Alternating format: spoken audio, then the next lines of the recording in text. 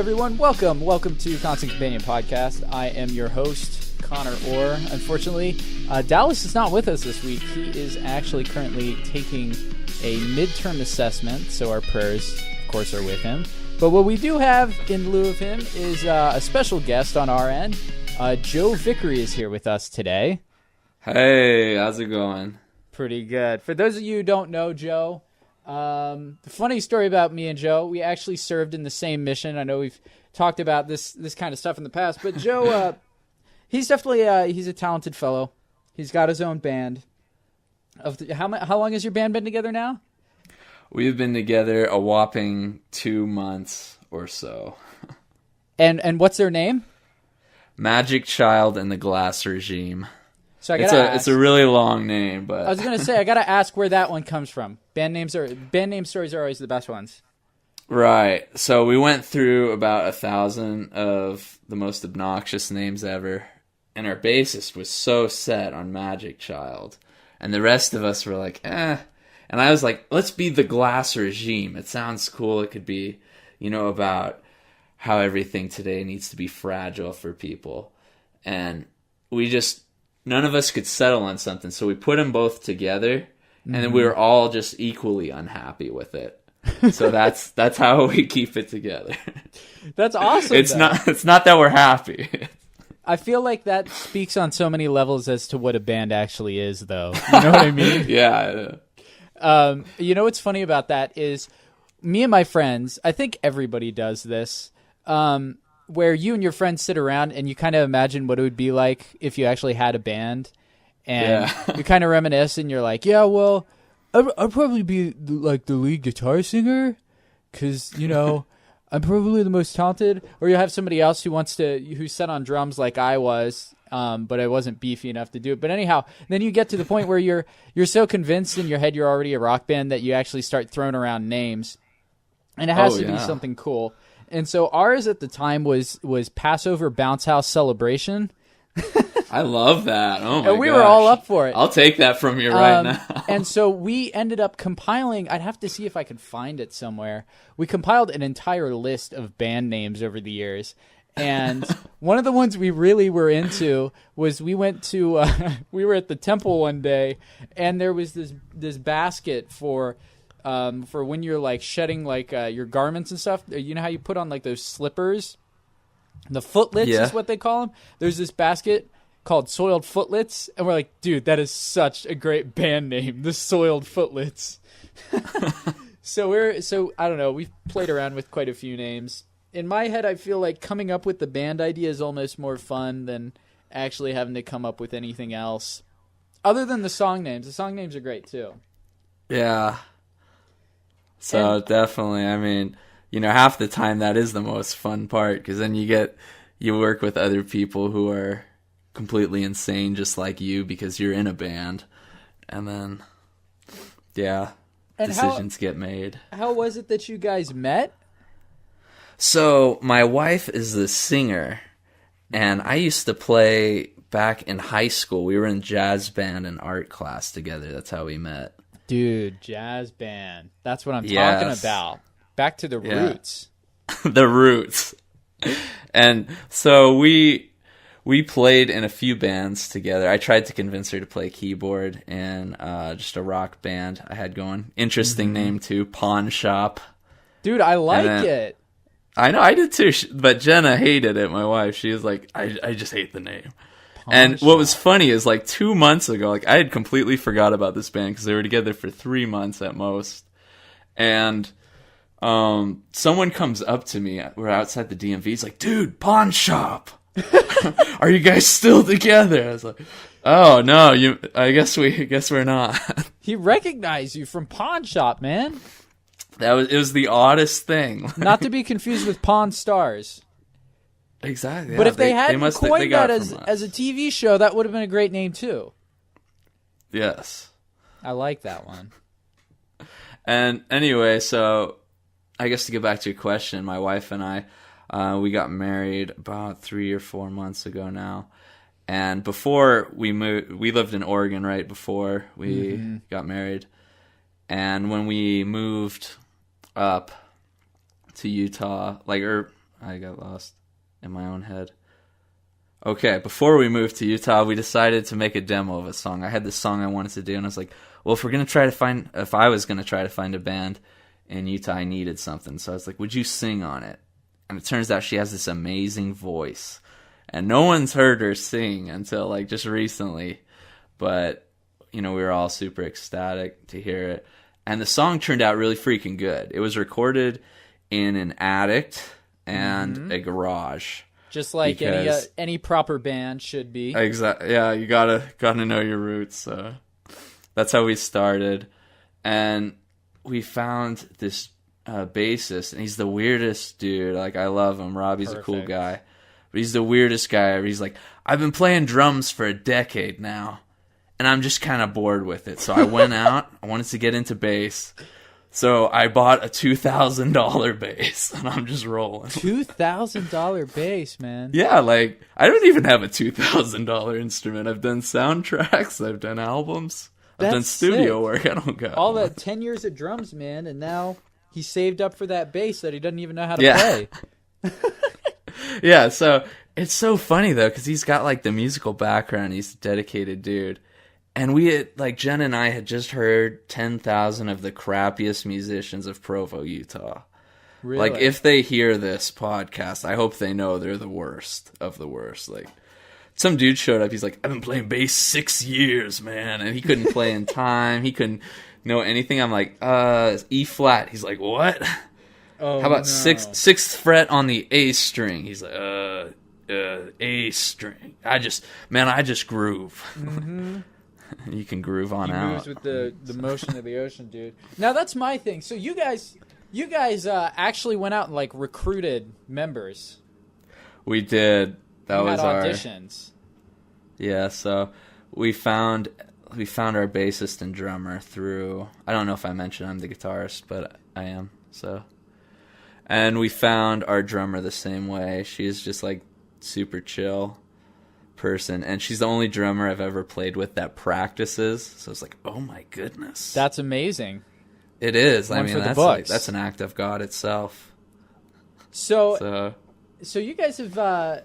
I listened to some of your stuff before we started the podcast, and you guys do sound good. I mean, well, thank you. If you're to compare you guys to just about any other band that I've heard, I think you guys, you stand the test of time. I feel like your stuff sounds. I was genuinely surprised because I have worked with I shouldn't say worked with people, but I've definitely met my fair share of bands throughout school, college, and high school, and you guys sounded significantly better, especially when it came to the actual quality of production. That was a miracle too. Sorry, go ahead. Yeah, we took that dumpy recording we did in like a basement and an attic, and we just got the band together, and we're like, okay, yeah, we just need like a few more months to get these songs together. And this guy just posts on KSL. He's like, I used to record a bunch of bands. I'm looking to get back into it, so I'm gonna do someone for free if I like them. And I was like, what the? Okay, so we sent him in our demo. He's like, I like it. You're in. I like it. You're in. Yeah. Dude, and it was just, he's like, can you do 2 weeks from now? So we had to like hash out figure out all our songs in 2 weeks. And it went great. Like the recording, it was like miracle. Like this guy's amazing. Mm-hmm. And so it was just so odd because to come from middle of November, we just moved to Utah. We don't know freaking anyone in the town. Here we are, it's February, we have an album out, and we just played at Muse. So that's insane, dude. I know, it's been going. So I remember in high school, mm-hmm. This brings me back, and I wish I could remember the name of the band. In fact, I think I have the album somewhere. There was this group, there was this kid in high school, and his name was Mirza. Mirza. He was, I think he was like Muslim or something. Anyhow, he was this kid that I kind of felt bad for because all these kids made fun of him, and he wasn't like there wasn't really much. He was kind of goofy. I wouldn't have made fun of him myself, but he was a pretty attractive guy. Not that I swing that way, but ooh. I mean, there was like nothing inherently about him that seemed unlikable, I guess, to me. so I didn't really understand it. And then he told me that he had this band one day. And he's like, Connor, I hear you do stuff with, like, film. He's like, I want you guys to do, like, a music video sometime. I'm like, okay, that sounds cool. And he's like, but also I want you to be my band manager. I'm like, band man? I wouldn't know anything about that. And he's That's like just being like, a godmother. Like, what a weird question. Exactly. And he's like, here's my album. I hadn't listened to the album even. And he's like, listen to it. And the only thing I remember about the album is, of course, for some reason where I come from, anytime somebody started a band, it was never an actual band. Well, I shouldn't say that. It was never your typical, like you said, like an indie rock band or anything like that. It was always some sort of really heavy metal, like screamo, but which is fine. Perfect. But when everybody in town is the same band, you start to lose your identity, and that seems to be, like, for whatever reason, that seemed to be what everybody gravitated towards or jumped towards. I don't know if it was easier in that sense because there wasn't as much direction with it. I don't know. But anyhow, the best part about it is the recording they did. They'd actually gone down to Harrisburg, found a recording studio, and recorded like 12 songs or something. So the recording quality wasn't terrible. But I just remember there were tons of samples of wolf howls throughout the entire album. Just excessive wolf howls. And I wish I could remember what their name was. And that was just kind of what turned me off. And so I just had to reject them in the end. But oh, man. I don't know whatever happened to them. Okay. So I have to tell you, like, the first 5 or 6 years that I was playing music, I would get people just come up to me and they would tell me that they hated my music. Like, just out of the blue, like, friends. I would give music out for free, and people would just openly not listen to it, or they'd tell me, like, your songs are long, like, or someone told me, like, I fell asleep through your album. Well, I mean, depending on your style, that could be considered a compliment. You know what I mean? Yeah, yeah. So what they were saying was there weren't enough wolf howls. Well, that's the thing is, though, I didn't have wolf howls, but I had one song where there were pigeon sounds. Really? I liked pigeons. I was really into pigeons at the time. You're the pigeon man. So I put pigeon sounds in. How would you... So, okay, let me ask you, how would you implement those? What was the strategy there? Yeah. The song was called Free as a Bird. And so naturally, the most free bird you can think of is the American pigeon. I mean, true, very true. Yeah, so I did that, and I put it over a guitar solo. Like, it was in the background. I thought that was cool as like a 15-year-old. So you're telling me that you wrote Freebird, and that's why people think your songs are too long. You wrote Freebird. That song was too long. No one listened to that one. I mean, come on. But I think what I think is funny is your friends would, even though you would do all these favors for people, and they would still come through and try to kind of like sabotage you. Yes, that's how you know you're like on the path to rock and roll. No one loves you. That's so true, though. That, I mean, in my experience, it's unfortunately true. I think. I had it on that same line. I had an experience where I got to play with one of my favorite musicians of all time. No, and I'll leave him unnamed, but I had tried to do this for years, and I was just so excited. And of course, I had a cold at the time. Perfect. And it was the most intimidating experience of my like entire life. And I get through playing like 45 minutes with this guy, and he just leans back in his chair and he tells me there are 12-year-olds that could play better than me. What? Yeah, and this was like not even long ago. This was maybe a year and a half, 2 years ago. Wait. He told you 12-year-olds could play better than you? Yeah. Oh, you've got to be kidding me, dude.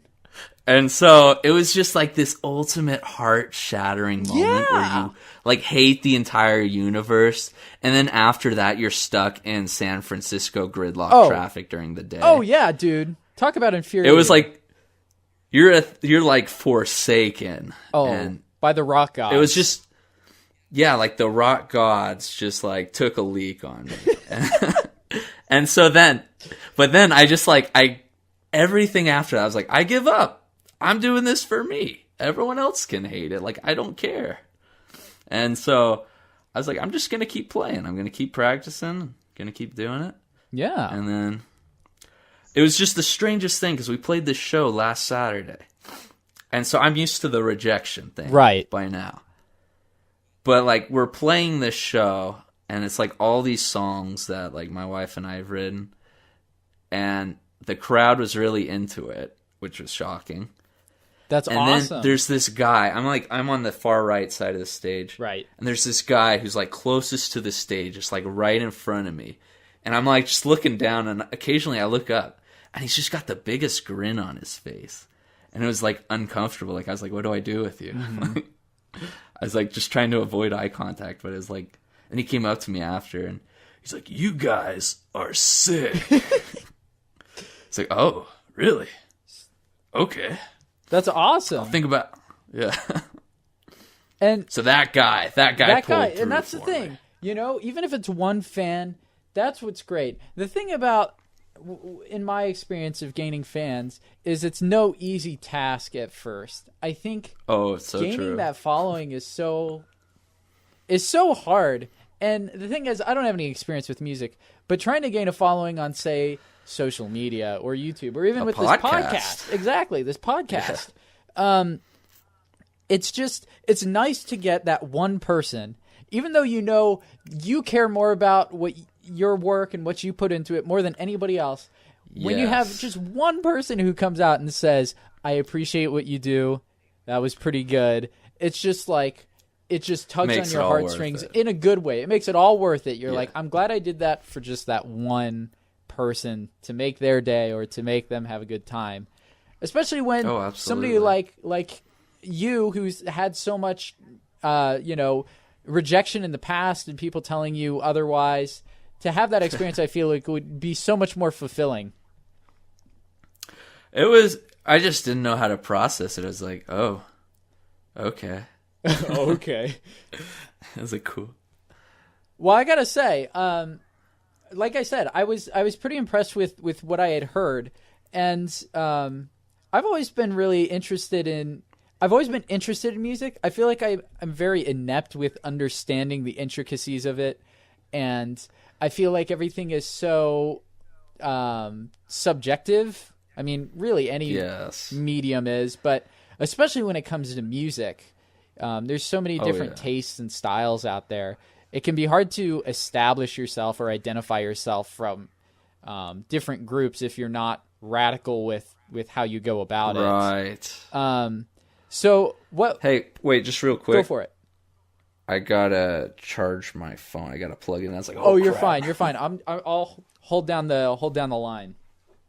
Okay. So when I grew up, my sister had she starred in this play, right? And it was called You Ain't Nothing But a Werewolf in 6th grade, starring, Sean Halleck was his name. His dad was a teacher at the high school, and he was kind of the heartthrob of the school. He had like this long, kind of greasy blonde hair. This was back in 2004, 2005, when long hair was really like back in style. Like he had like this big 70s do. Anyhow, so he had a terrible voice by all means. But just because of his look, I guess he fit into this mold. And so then in 7th grade, he also starred in the school play. And so he decided that he was going to start his own band. And they started this band called the Snoons, which I actually like that name. And it was kind of funny. How do you spell that? Snoons. They might still have a website. They did it all in like HTML or something years ago. Oh, thank goodness. And I gotta look them up. Afterwards, he ended up leaving the Snoons. They broke up because they were a high school band. And he ended up joining a band that was a local band called the Shackletons, who actually ended up striking a record deal. And they became extremely popular over in Europe, apparently. So I think he actually lives in Europe now. So he didn't have any success in the States, but he moved to Europe. And so now he has all the success over there. And it was just kind of weird to think like this local musician who I didn't really know much about other than he starred in our middle school plays, was actually able to, really get off the ground, get a record deal in LA, and then move out to Europe where he does all his tours and stuff. So it's not impossible. That's great. That's always impressive when you can see people do that. I used to be like insecure about it and be like, oh man, that's one less they're going to sign. But now I'm like, who cares? Good for them. Good for you. What's your experience with, do you know anybody in the music industry, or do you have any friends who've kind of struck gold? I know a few people, none of which who I'm sure would do anything.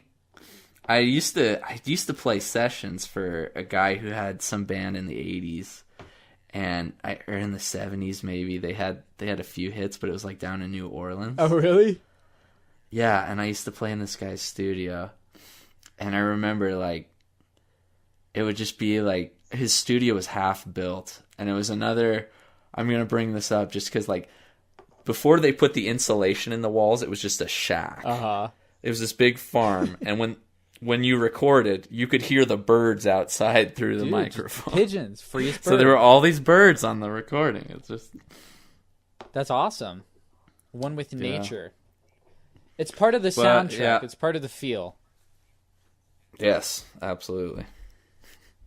So if you had to... We've probably got some people out there who have some big dreams.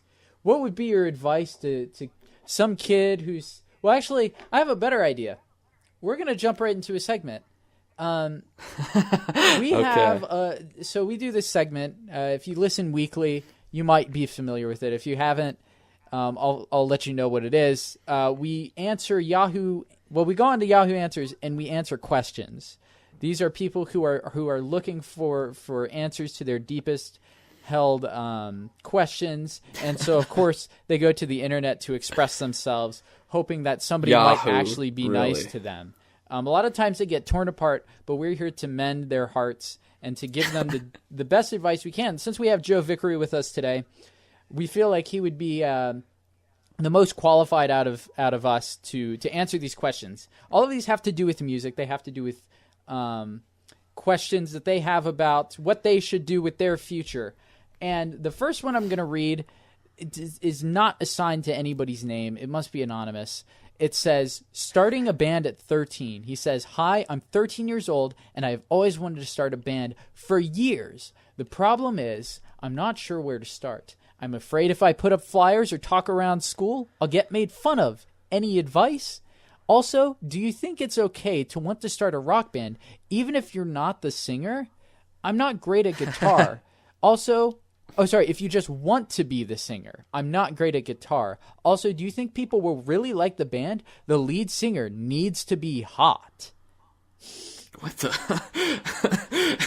So what an open-ended series of questions. So I guess his question really comes down to is, he says, can I get any advice? And then he says, also, do you think it's okay to want to start a rock band even if you're not the singer? And also, does the lead singer need to be hot? Well, I mean, I'm kind of biased because our lead singer is pretty hot. But also the guitarist is pretty dreamy too. But he said in there, he's like, will I get made fun of? And the answer is always yes. If you're doing anything, you will get made fun of. And that's almost exciting because I hear any publicity is good publicity. That's what they say. I'm positive, though. We wanted to mend his dreams, right? Yes, we do.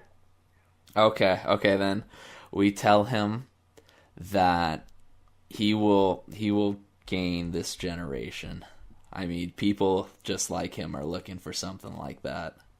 There's probably at least 6 other kids in that school who are thinking the same thing. So why didn't the world just come together sometimes? You know what I mean? We need to get behind these ragtag individuals, bring them up, and make them a great band. It doesn't matter if they actually are. If you have the willpower and if you have the manpower and the fangirl power, you can push them forward. You totally can. I think if you are not hot, which seems to be the case since it's a question. Oh, I have an answer for that half. Go for it. It would be to check out your hairstyle, because that's pretty rocking. Yeah, I mean, that could probably suit anybody who's looking to sing. I was gonna say, you could always do something crazy like Gene Simmons. Always wear makeup and or just like do something crazy with your tongue. Like he like has like the snake bite, right? Or the snake tongue. What you could do is you could just take like a hole punch and just like make polka dots in your tongue. Oh, perfect. I feel like that's a pretty good idea. It's funny you mentioned doing crazy stuff, because like in concert, like I'll wear like basketball shorts and knee-high socks. Yeah. And then like beanie and a necklace with a car air freshener on it. Dude, that just makes me think of the movie cover of Juno. Oh gosh, you're right. So you're just like Michael Cera up there. I forgot about that. I'm basically Juno. Yeah. That's okay though. That's cool because that's your style, right? Life just gets better and better for me. It does. Yeah. And yeah, you find something that you like to do, and for me, I just think it's fun to dress goofy. So you got to do it. You got to stand out somehow. Okay, here's the next one. Now this one, my heart goes out to this woman. I have to be honest. I feel her pain. She says, the question is, my son listens to devil music? I looked through his phone and, among other things, looked through his music library, and good Lord, it's just noise.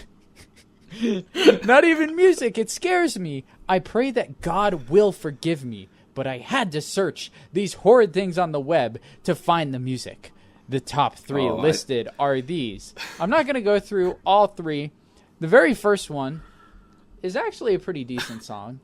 It's by Mellophobia is the band, and the song is called Psycho.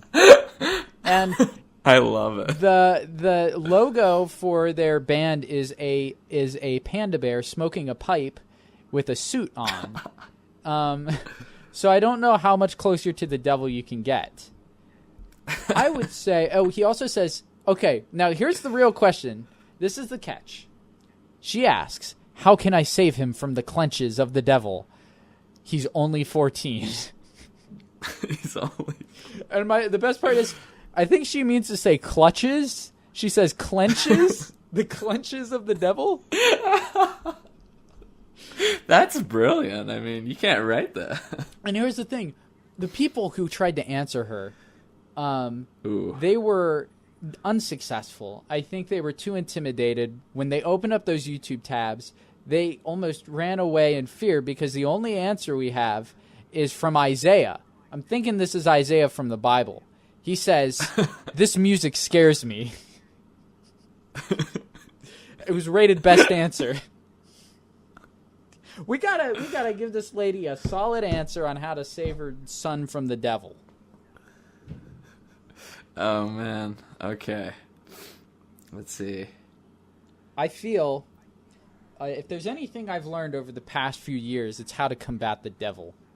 I would say that if what you're really afraid of is the devil, you've got to go through his phone and you've got to replace everything with something that invites Jesus. You know what? I actually... Go for it. I had a completely different answer, which I think is hilarious. Okay, I'm ready. She needs to get into it. Yeah. She needs to like the devil's music. She does! Because, here's the thing. Like you said, the devil's dragging him down. What do you do when somebody drags you down? Sometimes you're like, it's like if you can't beat them, join them. If they're having, a hell of a time in the basement, pun intended, you've got to bring down heaven with you. Bring God with you. Bring Jesus over. Bring it down a little bit, And maybe if you invite Jesus to the party a little bit and you kind of throw in a little,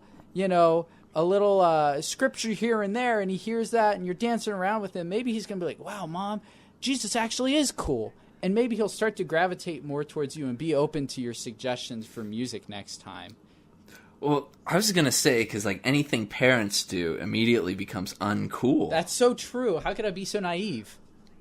But like, so she just needs to rock with the devil, and then suddenly the boy's going to be like, oh, Lord, I need to get out of here. That is so true.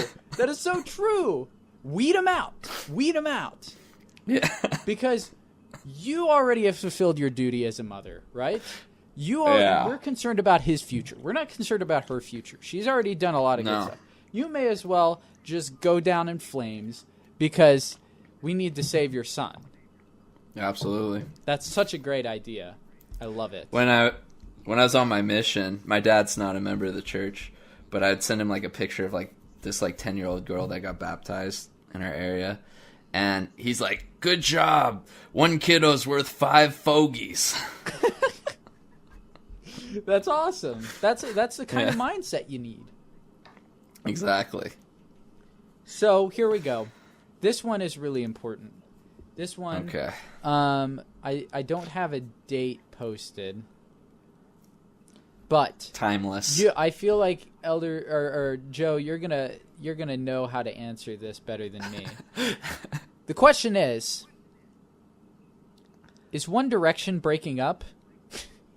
I used to be a massive fan of One Direction, but I'm not anymore. They're on break now, and one of the members, Louis, I think it's supposed to be Louis, just became a dad. Do you guys think they're breaking up? Just want to see what everyone thinks. Okay. I want to answer this with a solemn remark. I believe they are broken up at this point. I was desperately trying to find a band. No. I wanted to find a question about breakups, and for whatever reason, the first one I clicked on was One Direction. Why do breakups happen, though? I think that's the root of the question. What is it that makes a band break up?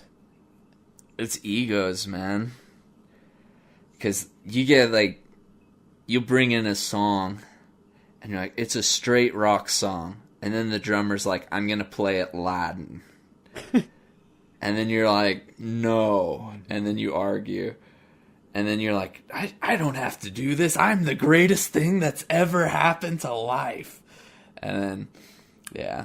I think breakups, in my experiences, you forget there's some sacrifice involved. Mm-hmm. And, in the case of that earlier story, sometimes it's sacrifice to the devil. I mean, yeah, sometimes it is. Sometimes Ozzy Osbourne bites one too many bats' heads off. You know what I mean? Gets a little too crazy. Yeah, I still don't know how that happened. So I wanted to go into a story, actually, I just thought of. I was thinking of bands. We've been talking about bands this whole time, obviously. But what I was thinking of was when it comes to getting a band started, it's no easy task, obviously.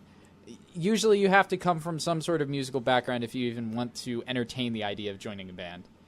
And I remember you mentioned this. I was at Wendy's the other day with my good buddy Wes.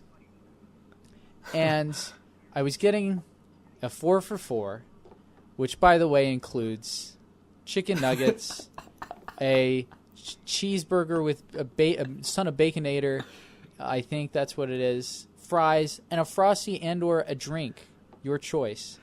And wow, and all this for $4. All this for $4. I know where I'm going. Mm-hmm. Not a sponsor, but we hope in the future. Anyhow, so I'm sitting there waiting for my food to come out, and I'm waiting, and my friend makes a really insensitive joke about one of the people working behind the counter, and I think it's hilarious. And so I start laughing, and all of a sudden the guy comes out, and I recognize him, and I'm like, oh, yeah. I'm like, you know what's funny about this guy, Wes? I'm like, he used to be in a band. I'm like, he's like, really? I was like, yeah, my friend Luke used to have a band, and he was their drummer. But he got kicked out of the band because he sucked. And I'm like, he's like, why? I'm like, because everything you learned was from Rock Band. And he didn't, like, reveal it to them because I guess eventually they were just kind of like, man, dude, what do you suck so bad? He's like, I learned everything I know from Rock Band. And he broke the news to him. And I feel like Rock Band is this weird thing where it kind of makes people think they can be musical. Like, it became cooler to be, like... It became cooler to be an actual, like, decent guitar player. Or, sorry, it became less cool to be a decent guitar player than it became to be, like, a legendary Guitar Hero player. Yeah, don't even look at the screen. You got 1 million views, man. Mm-hmm. I remember that was, like, such a huge YouTube, like, phenomenon for a while. There was this one guy on YouTube who would play Through the Fire and Flames on Expert. Like you said, he wouldn't look at the screen. And so he would, like, have the guitar behind his back, and he'd be, like, screaming and yelling the whole time. And he had his shirt off. And the best part is, afterwards, when he finished the song on Perfect, he would throw the thing on the ground, and he ran up to the camera, and he's just like, I am a guitar hero! And he had this huge ego to the point where, like, he was, like, calling out fans. He became this, like, raging alcoholic. It was insane, and I just watched his life just, like, get destroyed because he got so into Guitar Hero. Wow. And I don't know what happened to the guy. I can't find him anywhere. Of course, I don't remember his name anymore. That was years ago. You should track him down and be like, everything you did, it saved me, man. It needs to come back, dude. You were my guitar hero. You and One Direction both. Actually, what's funny, I actually started a cult with my friends where we worship a band member of Nickelodeon's Big Time Rush. I don't know if you're familiar. I am not familiar with any of their music. However, they were a tween sensation that they tried to start up but just kind of failed miserably. And so I opened a pack of Airheads one day, and there was a little card with a picture of Kendall. That was his name from Big Time Rush. I don't know what his role in the band was. So we made a shrine at my friend's house in Maine, and every day we would say, if one of us said, praise Kendall, we all had to praise Kendall. And so we would run over to the shrine, and we would throw all our pocket change on the shrine and bow down to the Kendall card. Every now and then we still text each other, praise Kendall, praise Kendall, praise Kendall. That was the most, like, out of left field. That was beautiful. So that's my cult. If you want to join, it's a 10-cent charge to the Kendall Shrine. Oh my goodness, that's wonderful. Sorry, I just like jumped through 3 stories. I don't even know where we. That was gorgeous. But yeah, my good. Rock Band's kind of a weird thing, right? The game. It is. Has it died? Is it done? I mean, I feel like on a level of actual, like, pop culture presence, it's dead. But I feel like there's still some pretty devout fans of it. I don't think it'll ever rise to the same level of popularity as it did unless they completely reinvent it somehow. Yeah. I don't know. You know, it's funny because when Slash was in the Guitar Hero game, he did an interview and he said he was getting addicted to it. Like, he wasn't getting other stuff done that he needed to. Like, the guy who's so good he's in the game. Right. And then, yeah, and he's like, it's nothing like guitar, but it's just so fun. And it's like, oh, huh. I feel like if I were in a video game, I'd probably be addicted to that video game too. If it's just me. Can you imagine how bizarre that would be to just see yourself, like, animated in a video game? Like, all you would have to do is sign off, like, on consent to use your image, and then all of a sudden, you know, a few months down the line, you go to Walmart, you pick up the game, you're in it, and you're playing as yourself. If I were him, I'd be addicted too. Is this the I think I may have found the card. Here, I'll send you a picture via Skype of Kendall if you want to worship him with me. So, throughout the years, you've obviously had a lot of experience with playing in other bands and doing your own thing. So what do you think brings you the most fulfillment? Is it putting the song together? Is it cooperating with others? Is it listening to the track when you're done? What do you think brings you the biggest sense of fulfillment? When you're recording and you come up with something new, or you're just working with people and just something magic happens, like when the first time I sang with Jen, it was just like the cosmos aligned, like 1,000-year-old monks came out of fasting. I don't know. Like, it was just, it was just something like great. And like, sometimes you're on stage and you have that feeling. Sometimes like you decide to lay down an extra track of guitar and you just have something cool. And there's this moment of childlike wonder. Right. And it's just so much fun. And earlier, I think you were asking about advice for like anyone who might want to do rock. Right. Yeah. And my advice would be to absolutely quit. Like, just give up. Never destroy everything. Because if you can listen, if anyone else's advice, like, persuades you at all, it's just not going to work. Because, like, whether you're great or not, people see rejection every day. There's times when things don't go well, things don't go as planned. Your bassist bails, something like that, Mm-hmm. So, just do it for you. And I think that's what's true is if you're not invested in it, if you don't have any reason to be doing it, or if you don't get any sense of fulfillment out of it, then like you said, just quit. Because like this whole podcast, I don't know anybody who listens to this podcast personally, right? We'll get a few views or a few listens on an episode, but that's not why I do it. I do it for myself when it comes down to it. I like to do things like this. I like to have a creative outlet. I like to have conversations with people. I like to have my own record of things that I can go back to and listen to and be like, wow, that was really cool when I did that. I totally forgot about that. It creates like this, it kind of creates this history that you can kind of keep forever. And it's going to be something that lives beyond you. You know what I mean? When you're dead, that recording you have sitting on SoundCloud is going to be there. People are going to be able to find that. That's crazy to me. Definitely. And to think that, if you don't do it, you never know what the outcome is going to be. So you may as well try, right? You may never get anywhere. But what if you never tried in the first place? There's still that possibility. There's always that possibility on the horizon, no matter where you are.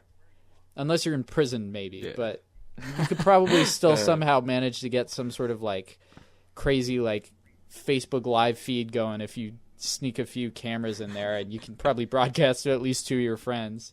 And that's enough, right? Keeps you happy. Yeah.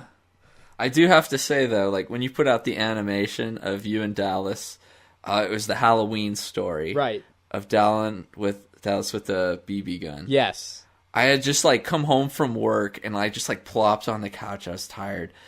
And I was just like, I wanted to check this out.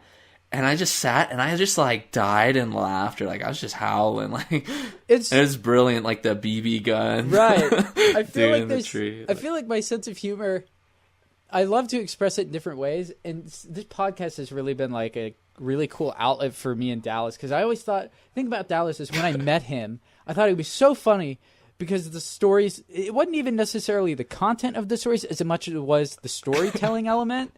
And so listening to him explain things to me is hilarious because you can tell it's just his personality, the way that he, expresses himself. And it's so natural when he says it, but it's so funny to me. And so when we did these stories, we thought these would be great. Nobody's going to listen to it. But what if we had some sort of visual medium to go along with it? And so we thought, we'll do these simple little animations.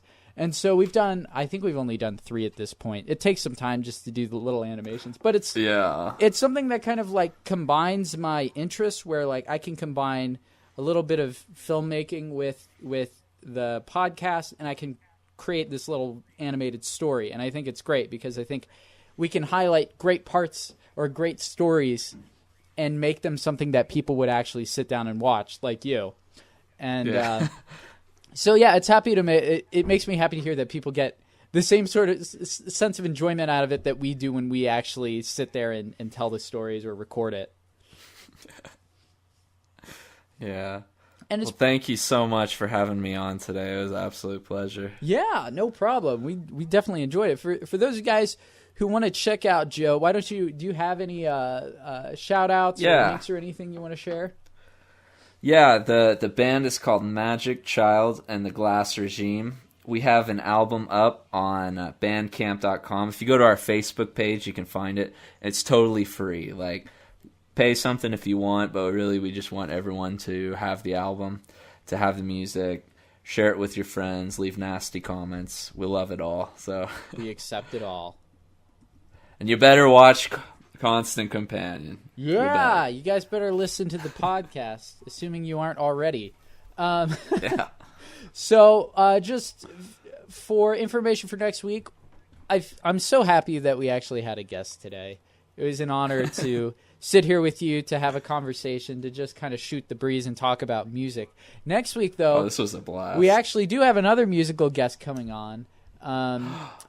We have the group Modern Media, which is actually, I believe, a one-man band.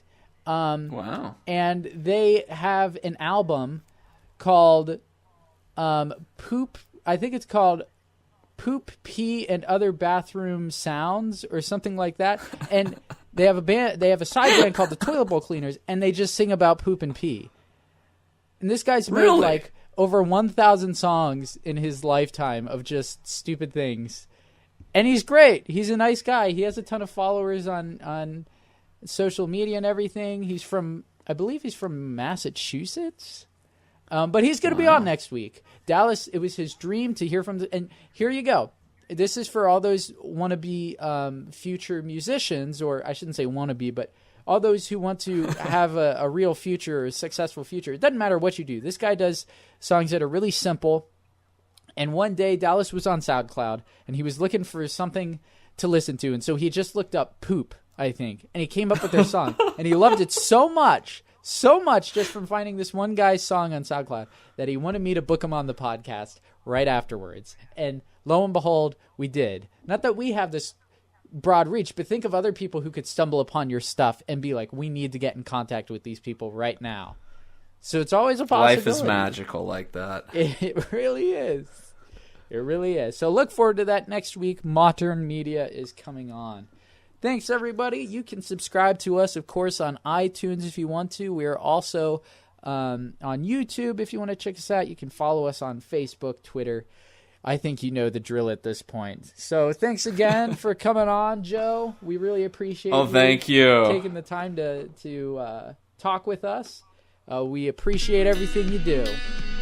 Oh, we appreciate you guys. All right, that's going to do it for us this week, and we will talk to you next week. Thanks again, and have a great day, everybody. Woo!